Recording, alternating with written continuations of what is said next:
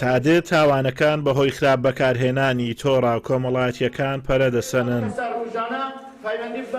بەهۆیەوە چەندان کێشەی کۆمەڵایەتی دڵتەزێنی لێکەوتۆتەوە. بۆ ئەو مەبەستەش پۆلیسی کۆمەڵگەیی هاوڵاتیان بە یاسای خراپ بەکارهێنانی ئامێری ئەلیکترۆنی ئاشنا دەکات.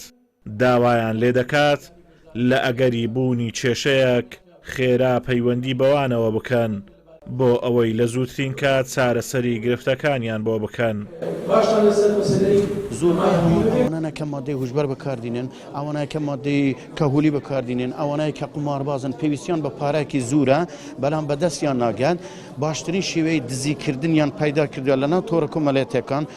گەنج و هەرزەکار ئافرەت و کچی کۆمەلگای ئێمە لە خەشت ئەبن تاکو وینان بەدەستی بکەوێت ویدیوان ئەو جار هەڕەشان لێ دەکەن، داوای پارە لێ دەکەن، داوای شتی خراپتر لێ دەکەن. ژمارە تەلەفۆنێکی تایبەتە هێلی گەرمە تایبەتە بە پلیسی کۆمەلگایی ئەگەر تووشی کێشەیەک بوون دەتوانن لە کە وایبری هەیە ئەو ژمارە تەلەفۆنە وایبر واسەپیە دەتوانن باسی کێشەی خوب پەیوەندی بکەن، باسی کێشەکەی بکەن بەبێ ئەوەی بترسن، بەبێ ئەوە شەرم بکەن، بەبێ ئەوەی کەس لە کێشەکەی بزانێت. ئێمە بە شێوەیەکی نهێنی کێشەکەی چارەسەر دەکەن. گرفتێکی تر کە بەرۆکی هاوڵاتیانی کوردستانی گرتوتەوە بوونی مادەی هۆشبەرە کە بازرگانی کردن و ئاڵوودەبوون بە مادەی هۆشبەر ڕۆژ دوای ڕۆژ لە زیادبووندایە. بە گوێرەی ئامارە فەرمیەکان لە هەرێمی کوردستان زیاتر لە 75,000 بەکارهێنەری مادەی هۆشبەر هەن کە زۆرینەیان تەمەنیان لە نێوان 16 بۆ 64 ساڵیدایە و لەو ڕێژێش 123 ئافرەتن.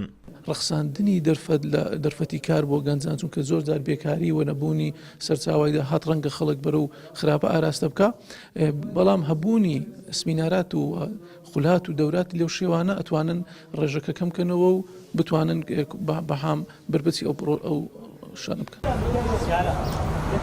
بوونی بێکاریەکی زۆر و نەبوونی پەروەردەیەکی تەندروست و زیادکردنی نێرگە لە خانە و یانەی شەوانە و دوورکەوتنەوە لە بەها پیرۆزیەکانی ئیسلام لە پەروەردەی خێزان و کۆمەلگا هەموو ئەمانە وای کردووە تاوانە ئەلیکترۆنیەکان و بازرگانی کردن و بەکارهێنانی مادەی هۆشبەر ڕوو لە زیادبوون بکات.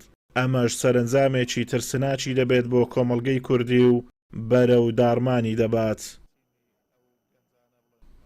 ئازاد ئۆمەراوەی کەناڵی ئاسمانی پەیام، سۆران.